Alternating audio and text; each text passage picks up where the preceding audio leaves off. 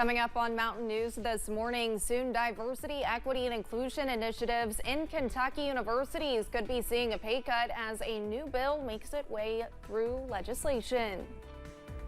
And earlier this week, a man had the joyride of a lifetime after stealing a school bus.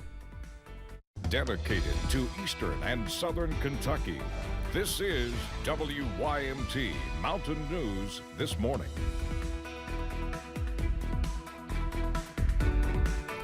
Good morning, I'm Olivia Calfee. The time is 6:30 on Friday, March 15th. Now let's send it over to meteorologist Tim Drawbridge for a look at your forecast this morning. Good morning, Olivia. Good morning, everyone. A lot of clouds obviously across the region, and from those clouds, the showers persist after some heavier downpours a few hours ago. Mid-50s outside our door in Hazard. Let's kind of highlight a few things for you this Friday morning. The aerial coverage has decreased pretty well, except for those of you right along the Kentucky-Tennessee border. We'll look for the steadier, heavier rain threat your way. We'll maintain the shower threat for everybody into tonight, and then another 50-50 weekend before a blast of cold air comes in to get us back in work and school mode on Monday. Yeah, it's going to be a shock to the system. Temps right now, 50s and close to, if not just above 60 in a couple of locations. The pinpoint Doppler radar showers Hazard eastbound as you make way toward Jenkins into the Virginias. There's the heavy stuff straddling the state line.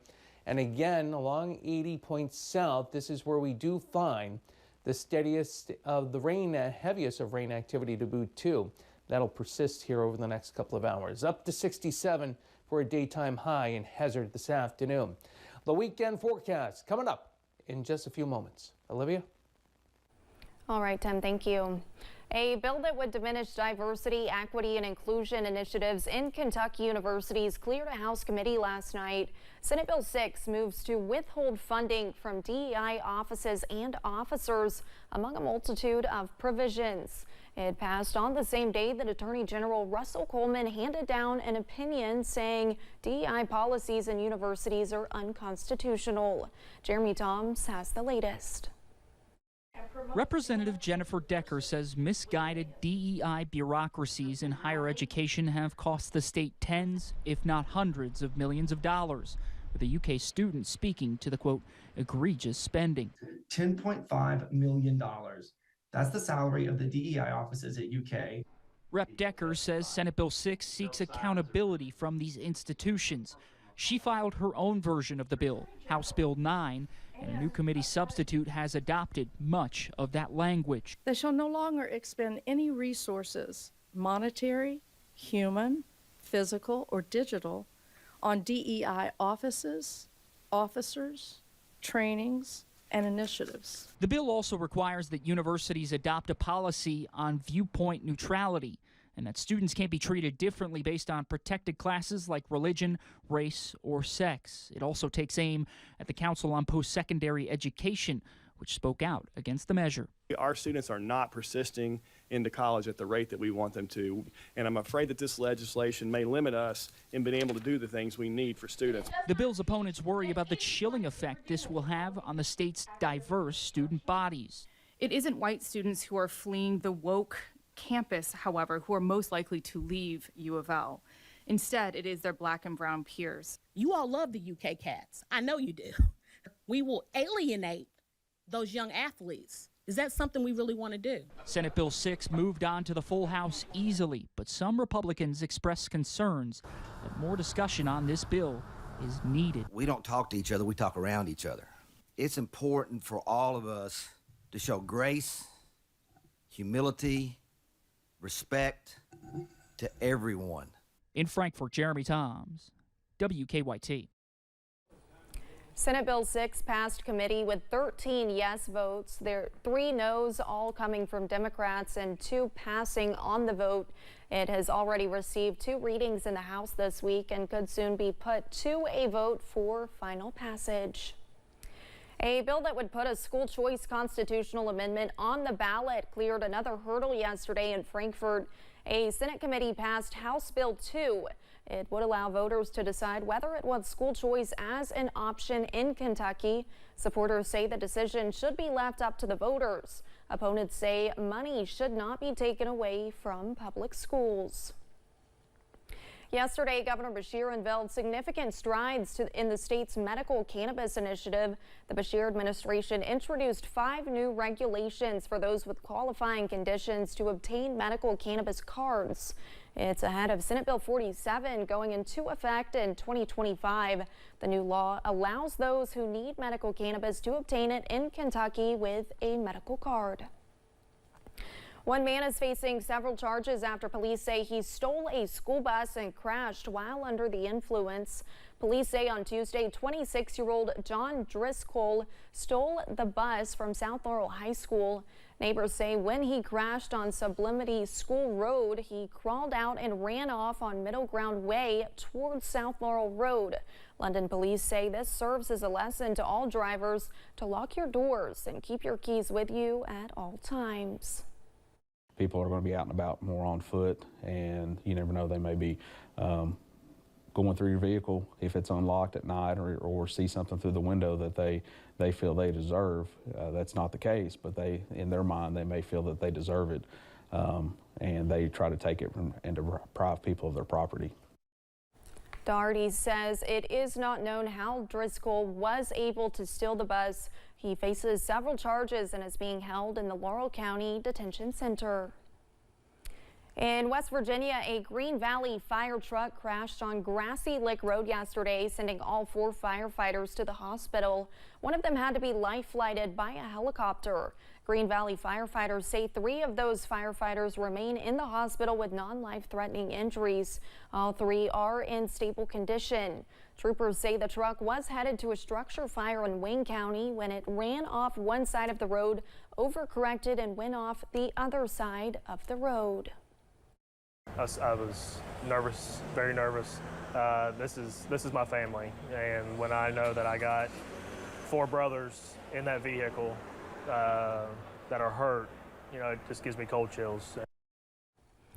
Justin Atkins says the insurance company will determine if the fire truck is salvageable. Right now, the department has 3 fire trucks and a mutual aid agreement with Barberville to help with calls. In northern Kentucky, state police are investigating after a man was shot and killed by Covington police.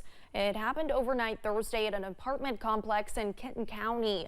2 Covington police officers responded to a call about an attempted burglary. They found a man with a knife beating on an apartment door. The officers say the man came at them and they responded with gunfire. The suspect, whose name has not been released, was pronounced dead shortly after the shooting. A Southern Kentucky teacher is facing sexual abuse charges and made his first court appearance yesterday. State police arrested Liony Henriquez Wednesday. His arrest citation says he was a high school teacher and middle school baseball coach in Whitley County. The citation says a school resource officer reported Henriquez had exchanged nude photos with 2 female students. Police say Henriquez admitted to touching the 2 girls inappropriately while on campus. Another Whitley County man is behind bars after police said he posted sexually explicit images of children to a social media account.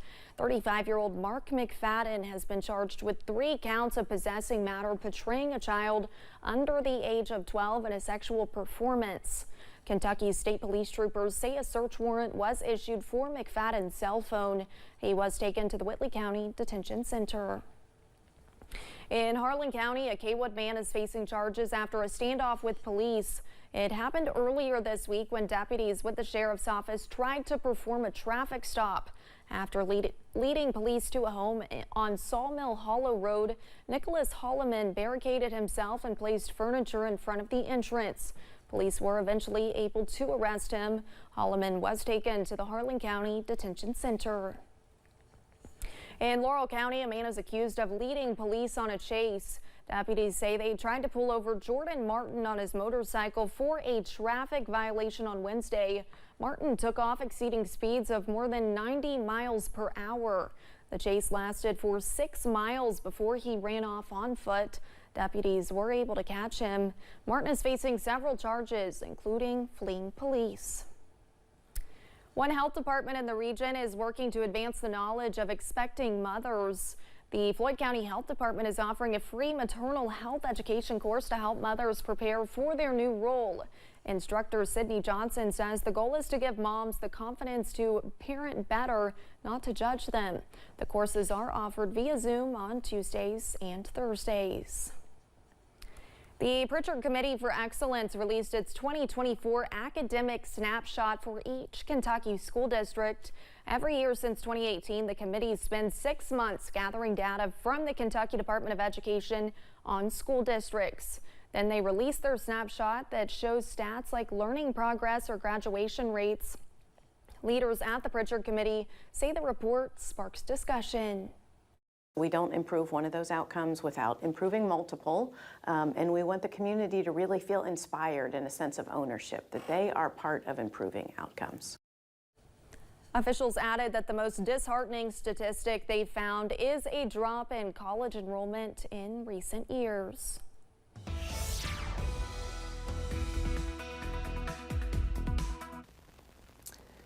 And a good Friday morning to you. Temperatures this morning, it's damp outside because of the rainfall, but everybody is mild in the 50s. Let's look at the pinpoint Doppler radar.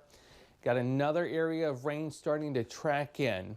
The showers east of Hazard over just south of Pikeville into West Virginia and Virginia, and then along the state line, make your way Middlesboro, Williamsburg, switching vantage points here as well. A good portion of Wayne County back into Whitley County, or actually should say Whitley County back into Wayne County.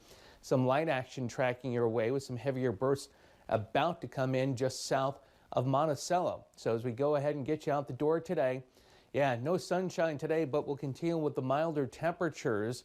Scattered showers, perhaps a heavier burst of rain that could possibly include a thunder shower as well, and a forecast high up to 67. 50-50 weekend, and then Mother Nature drops the hammer when it comes to temperature. We'll explain. You're not going to be happy. The First Alert 7-day forecast is coming up in just a few moments. Olivia? Thanks, Tim, and thank you for joining us. The time is now 6:41. Still to come on Mountain News this morning. A guilty verdict for the father of a school shooter could be significantly consequential down the road.